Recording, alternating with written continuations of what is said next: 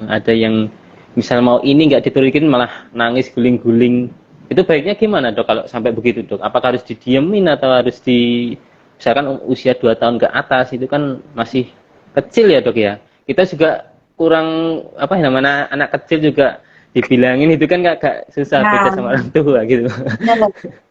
Jadi anak itu sampai usia 7 tahun itu ada yang namanya egosentris ya. Jadi Hmm, dia egois, dia ingin segala sesuatu tuh perhatian terpusat ke dia ya. iya. Itu teori perkembangan kecerdasan seorang anak ya dari Piaget mengatakan bahwa sampai umur 7 tahun anak itu masih mempunyai sifat egosentris ya. Jadi Hmm, semua harus dia ya, pokoknya harus aku, apapun yang aku mau, apapun yang aku minta harus dipenuhi. Nah disitulah hmm, kita mengajarkan ya, kita mengajari mereka. Nah si anak itu belajar learning behavior ya, belajar teori perilaku, yang mana kalau misalnya dia nangis karena orang iya. tuanya nggak sanggup dia nangis, ya Iya. udah dibeliin, dia akan belajar, oh kalau aku nangis orang tua aku akan membelikan. Nah jadi akhirnya kan kita jadi Senjata ya kewalahan. dok.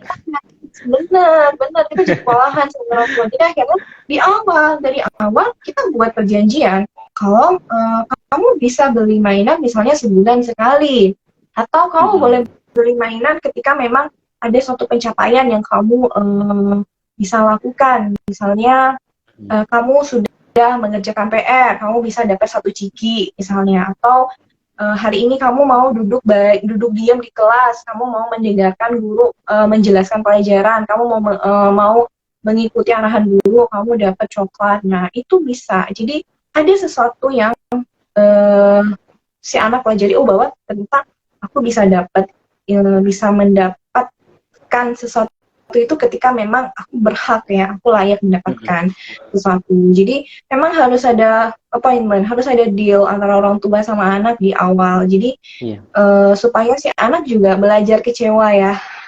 Jadi anak Iya. itu harus belajar kecewa. Anak itu harus diajarkan menghadapi resiko dan kesulitan. Karena kalau misalnya setiap yang dia inginkan kita penuhi ya, dia akan tumbuh menjadi anak yang manja, anak yang tidak bisa merasakan sakit, dan itu sebenarnya juga tidak baik untuk tumbuh kembang Iya. kepribadian dia ketika dia dewasa nanti.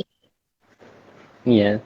Padahal kadang orang tua apalagi utinya atau kakungnya itu kadang nggak tegel ya.